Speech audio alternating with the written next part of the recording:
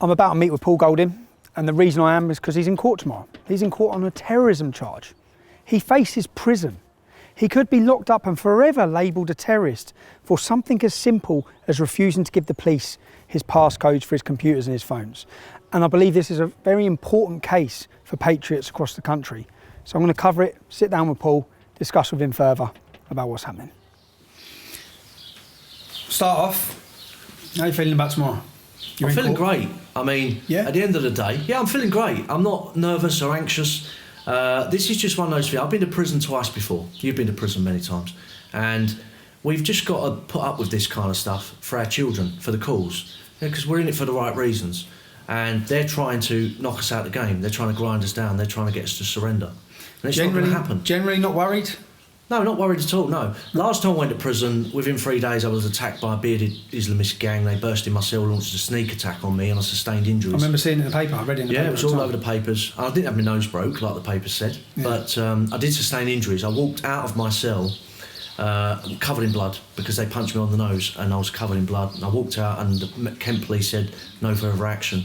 So when I know that going to prison I'm going to be fair game and I'm going to get targeted and it will be a badge of honour for a lot of these Islamist prison gangs to be able to inflict harm on me, it'll be a real honour for them. They'll be heroes within their community. That's why I say are you not concerned? Generally, because I know. The morning I was going to jail, I was shitting myself.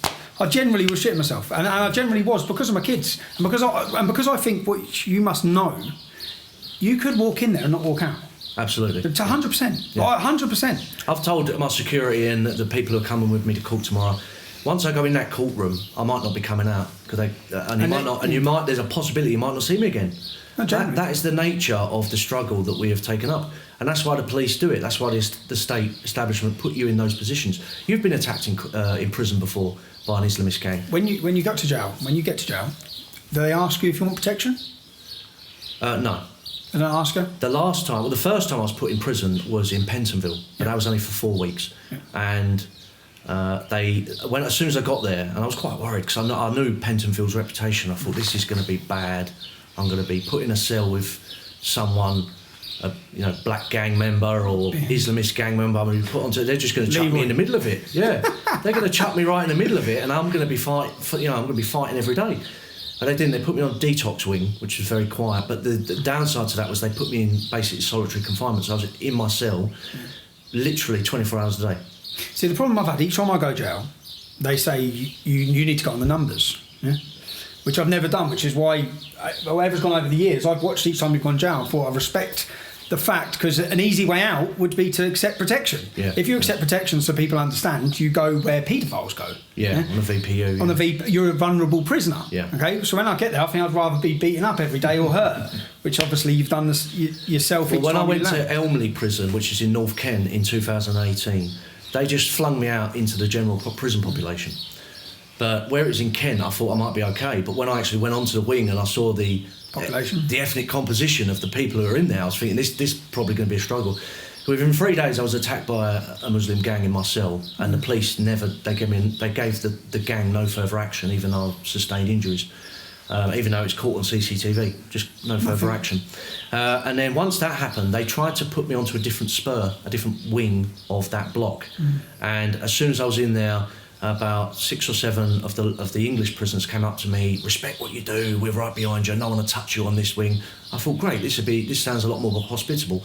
And then about an hour later, I got warned by one of the insiders, one of the prisoners who help other prisoners and they get more privileges. And one of them came to me and said, listen, I've just come from upstairs and there's 5 or 6 Muslim prisoners serving life sentences. And they're going to kill you. And they're going for you. They're already plotting up there. And luckily, I was with one of the screws, prison officers, at that time. So he said, right, let me go and deal with this, Mr. Golding. Let me put you back in your cell. And he locked the cell during association. And he locked the cell, and I was in there for the next 3 hours. And everyone was locked down on the wing. And then after that, I was taken down the block. See, the thing that gets me is that they're fully aware. I've landed at jails, Peterborough. I said, you know what's going to happen, I know what's going to happen. Walked you out. So they shouldn't even put you in that situation. You should have landed, which is, my last prison sentence, they done it right in Belmarsh Prison.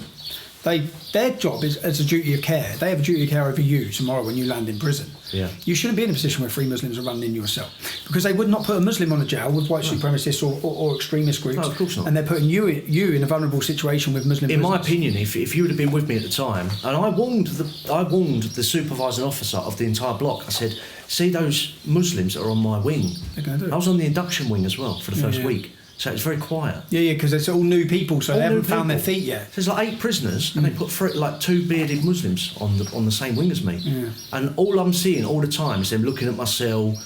They're staring me out. All this. I said to the supervising officer, they're plotting and planning something. Boom! Next day, they're in my cell. I warned the authorities that something was going to happen, and it did. And it took me being attacked. And the reason I didn't fight back as well as I should have done is because when they came in the cell, they were holding something like that. And you know yourself, prisons are full of bladed objects. The whole place. Toothbrushes. You're lucky. folded. You're lucky to be honest. Yeah. Because I said when I went into Bedford, the same situation, which is you can't wait for it to happen.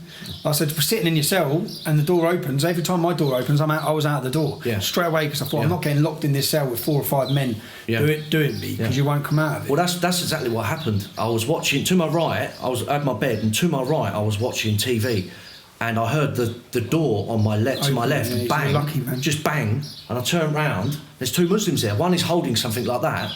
You're and lucky. the other one, as I'm just getting up off the bed, the other one's just boom, straight on the nose. And going from just a relaxed state of watching TV to being involved in extreme violence So I didn't is relax. really disconcerting. Yeah, you can't relax. You shouldn't relax, man. Sitting on your bed watching TV, you need to be ready every second. I know, yeah. Every second. But so this is what you face. You're going to face this, yeah? Let's get to why you face this. So you could be going to jail tomorrow. For what? What's your crime? What have you done? Schedule 7 of the Terrorism Act 2000 basically gives the police extra powers in ports of entry in the United Kingdom, ferry ports, airports, etc. And as you know, I went to Moscow in Russia at the invite of the second largest party in Russia. They invited me out there to give a speech in the Russian parliament, which I did. Then the second occasion they took me to their headquarters. I was on the Russian equivalent of Newsnight, Russia 24. It was one of their biggest channels. I think the interview was seen by 50 million Russians.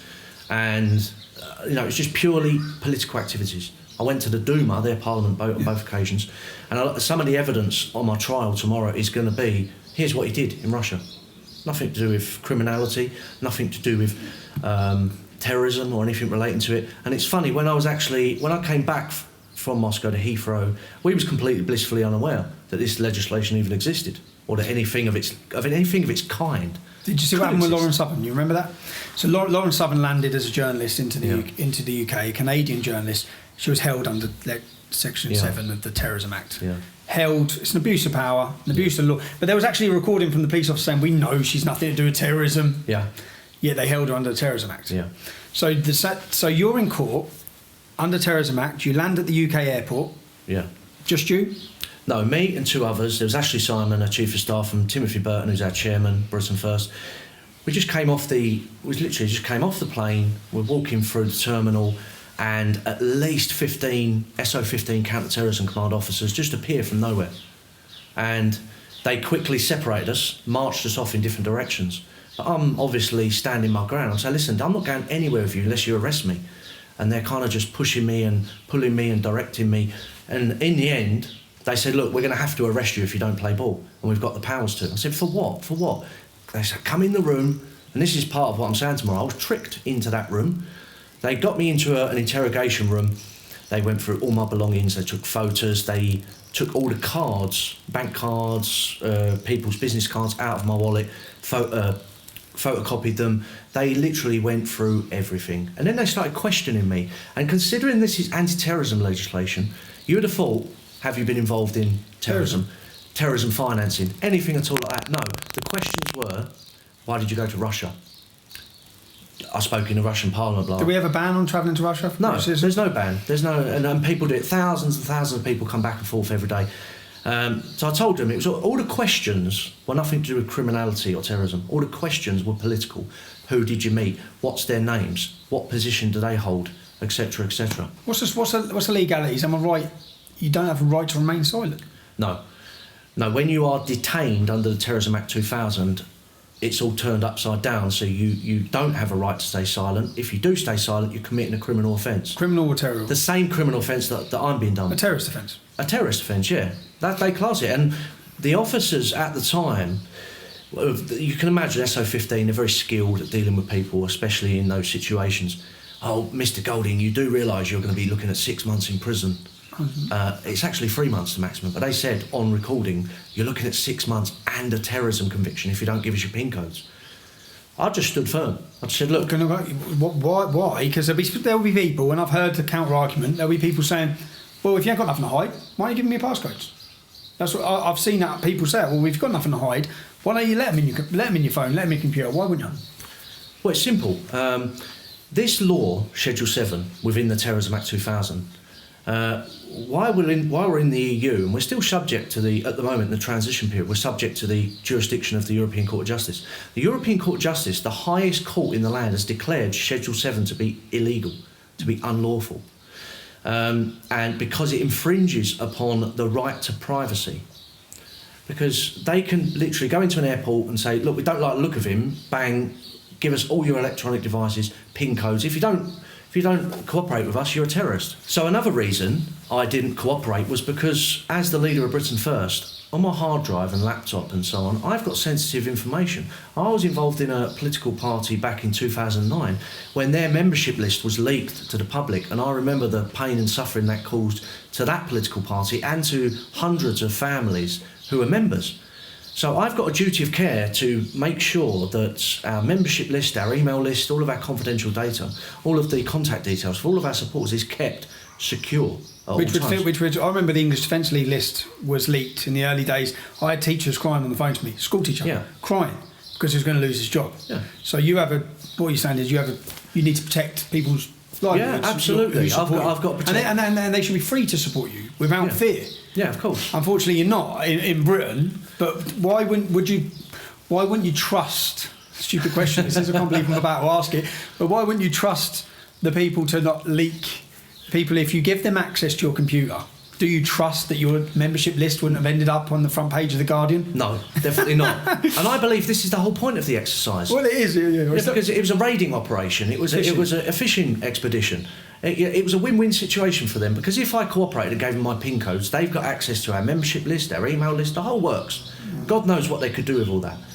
And it's sad to say, but we know that they target people. Of course they do. We know that if you've got hostile, people on there, if they find out who might have donated £50 to you, nick, tick, tick, tick. Exactly. And people want to be able to support you without fear of that. Yeah. So if I have to be labelled a terrorist and do 3 months in prison... Is that why you're doing it? Because I'd say... That's one of the main reasons, yeah. There's a principled reason, is that I'm not under suspicion of being a terrorist in any way, shape or form. So on principle, I'm going to tell them to take a run off the nearest bridge. So to say to people, someone watching this that hates your political beliefs, why should your court reaction tomorrow or sentence, whether you win or lose, why should it affect them? What effect could it have on them? The main effect is that it will be the first time, I think, in British legal history where someone who is not so obviously not a terrorist or a criminal has been targeted with laws designed to combat terrorists. So what that will give them, it will create a precedent, because you're talking about, this is Westminster Magistrates Court, the highest magistrates court in the land, with the Chief Magistrate of England and Wales legal system. So she will create a precedent, a legal casework that can be referenced in other prosecutions, and it can be used to prosecute other people. So say anyone at all who's connected to you, anyone at all who's connected to me. Terrorist. You're connected to a terrorist. If you go on holiday to Lanzarote, you will get targeted at the airport. And it's a win-win situation. If they get access to your phone, they can have a look around, they can, see if there's anything on they can use against you or anyone you're connected to. And if you refuse, you're prosecuted as a terrorist. So it's win-win for them. And this is what they're trying to establish the legal precedent in order to take this type of action against everyone and anyone who's a patriot. Well, I'm concerned by it, because I know if this happens to you tomorrow, then it's certainly going to happen to me. Yeah. But wider than that, to any political dissident voice anywhere, you land at an airport, you better be ready to give up your phones, your passwords. And why should that be a worry? You've spoke about your reasoning. Your reasoning is to protect your members or your supporters or your people who support you. To anyone else who's part of a WhatsApp group or a men's WhatsApp group. Yeah. Everyone has a friend who throws the beheading video in there from ISIS beheading someone. Yeah. That's actually a criminal offence. Yeah. You will actually be prosecuted for that. So if they have access and they want to find something on your 5 years of history on your mobile phone, of your WhatsApp groups or anything, they would be able to pin something to get a headline. They will go through everything. They will go through the memory, the BIOS, get all the things that have been deleted. Yeah. And they will go through everything. And to be honest, to start with, they haven't got a right to do that. Anyway, we've got a right to privacy. People confuse the EU with the European Convention on Human Rights. Do you think people care anymore? Like, say about your civil liberties. Tomorrow, I keep saying this actually isn't about Paul Golding tomorrow. No, it's not about Britain no. First. This is about civil liberties and the right to travel across into free countries and democracies without having your privacy invaded for political gain or for intent based on... You're right, because it's got profound implications for everyone. If I'm convicted tomorrow and sent to prison, or to be honest, scrub that, if I'm convicted, then the precedent is there.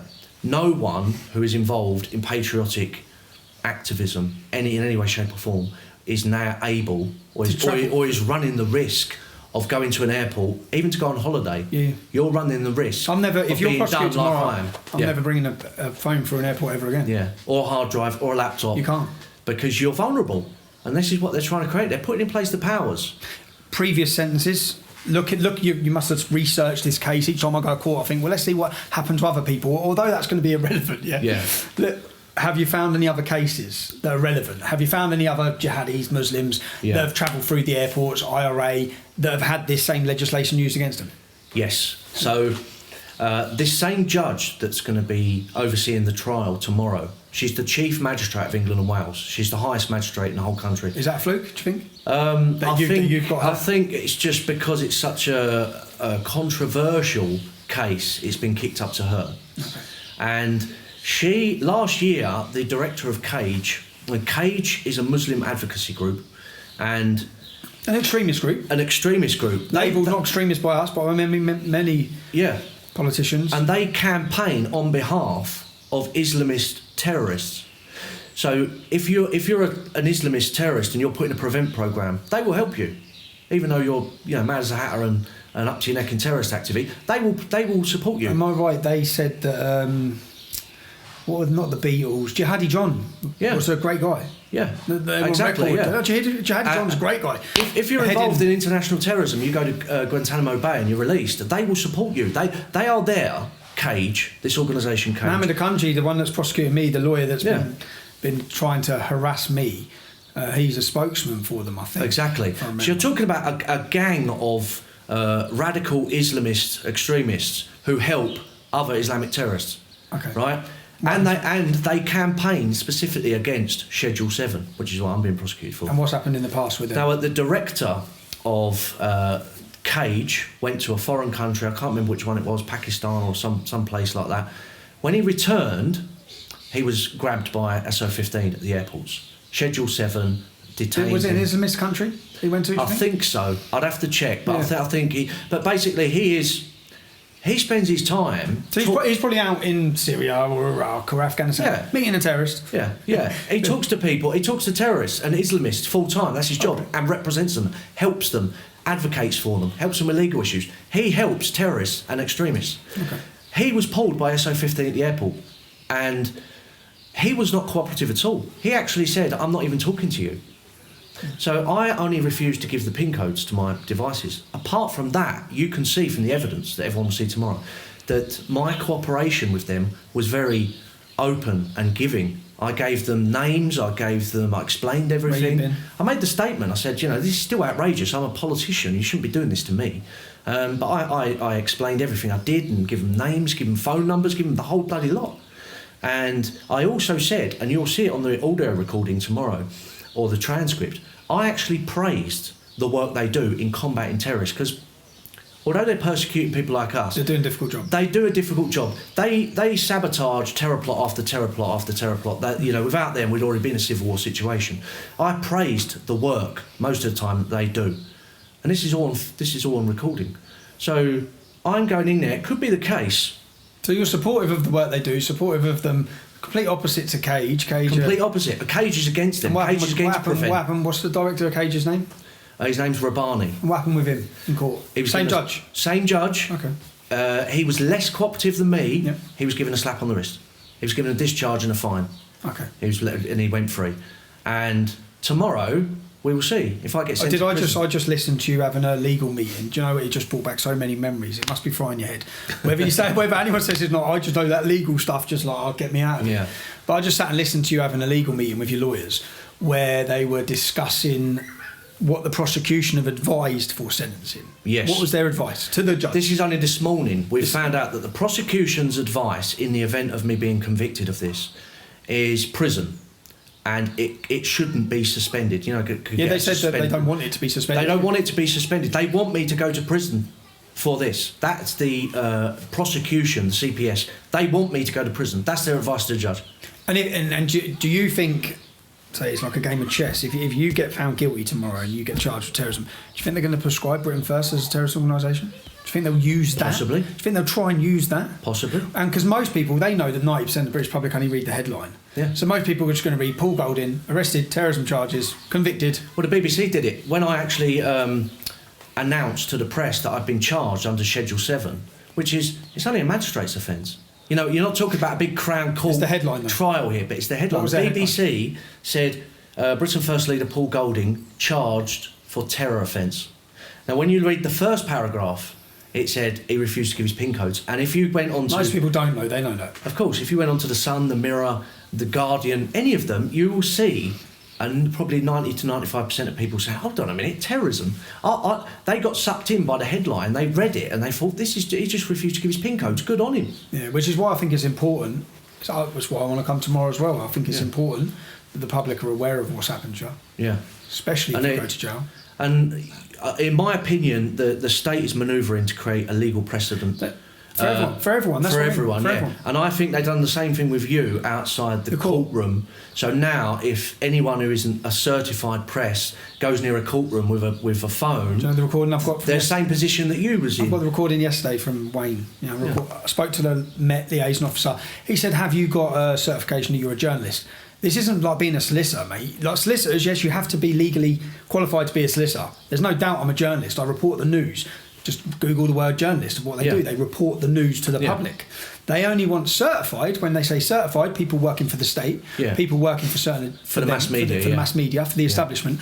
And I think my case, you're right, was about scaring people into and creating a precedent. Against citizen journalism. Because if that happens to you again or someone else again... Case law, previous decisions by judges, they count for a lot. I know. When it comes in before a court again. Judges generally follow previous judgments. Will you? So when someone else is done for what you did, which was bugger all really, I've done that before, but when someone else has done that, they will reference the prosecution. Tommy Robinson was prosecuted for this and he went to prison. For not saying anything. And the judge will just duplicate that for some other poor bugger. Will you, if you're convicted tomorrow, if you're convicted, you're going to go to jail. Yeah. Will you appeal this? It all depends on the circumstances. Because the thing is, I might be out because this is a magistrate's court at the end of the day. Yeah. The maximum I can get is 3 months. Yeah. I'll do half inside, which is 6 weeks. Maybe 2 months because this new legislation they've brought terrorist. You'll be a terrorist. Yeah. You'll have to do 2/3. I'll have to do 2/3. So I might end up doing 2 months of a 3-month sentence. So that's the because you're a terrorist for not giving them your code. Not giving them my PIN codes. Yeah. But they've already confirmed in the evidence. You'll see it tomorrow. There's no suspicion of terrorism or criminality at all. Have you had any civil rights groups? Or say, for example, if you're a Muslim terrorist, Muslim jihadi, you land at the airport back from a war zone, you will have all of these people flying to help you, like Cage, like all these politicians, all these groups who want to defend civil liberties. Has anyone contacted you to support you? No, absolutely not. Not a single person? No. You're the only person, really. But no one's tried to say, hold on a minute. Yeah. We know he's... So people might not like it. People talk about me or you, they might say, I think he's an idiot. Yeah. Okay, maybe I am. Maybe sometimes we are idiots, Yeah. But you're not a terrorist. So No, should that's the we whole be point, yeah. should we be targeted with terrorist legislation When you was dragged into the Old Bailey, that wasn't about you. They were trying to create a precedent for everyone. to scare people? This time they're trying to create precedent for everyone by hauling me over the coals. So this time I'm the sacrificial lamb. Last year it was you. The year before that, I was sent down for religiously aggravated because I you asked questions, exposed. I remember. Yeah, I exposed some migrant gang rapists who raped an underage English girl. Because I exposed them, I was sent to prison. And then a few years before that, you was in prison. So it's just they're constantly putting all the building blocks for a police state in place. Because if I'm done for this, if you go through an airport and they grab you and you refuse, And to people watching then what this, you'll do is you'll find yourself in court. Yeah. And they'll say, right, Judge, there's case law that backs up the prosecution. Paul Golding was done for this. And it didn't matter. And he was convicted and he was sent to prison. So we feel the same should happen to Tom Robinson. And then you'll be banged up. and they have to. And then the thing is, so say if you're one of our supporters, and each year, when you're talking about leaving the country, they have the event for the independence of Poland. Yeah. Where a lot of people now go out there. It's a massive patriotic rally. Yeah. Everyone's left open to this. Yeah. You land from Poland. Yeah. What are you doing? Who are you with? Give us your passcode. Yeah. My concern is if they get your passcodes and they find a beheading video, they run the headline that you've got terrorist material on your terrorist phone. material. Yeah. That's all the headline will be. Exactly. Terrorist Yeah. material. They won't say it's a jihadi ISIS fighter beheading an innocent person. Yeah. It will just be the headline. My That's my worry. advice to people like you and anyone else who's involved in any political activism on the patriot side of the fence is if I'm convicted tomorrow and you travel out of the country, leave your normal phone at home and just take a cheap phone that you put your SIM into. Just take a cheap phone Which is with a nothing on crazy it. situation to be in, yeah? Why should we have to... Why? If you just go on a holiday, you should feel free to fly. But I get scared every time I go to the airport. I don't know. Every time I land, I've been nicked 3 times in the airport. So every time I land, when I've got it with my kids, my wife, my kids, all the suitcases, 5 suitcases, midnight, boom, please. Yeah. I just think every time I come through, I go, oh, that. But after your case tomorrow, Yeah. Everyone, if I get convicted tomorrow, every patriot in the country is at risk when they go into an airport. Leave your normal phone at home if I'm convicted and just get a cheap phone that you can put your SIM card in. Because then if they do pull you, you can give them access to it without any worry or any concern. It's not because we're hiding things. It's because why should complete strangers be looking through pictures of you and your wife or you and your kids? No.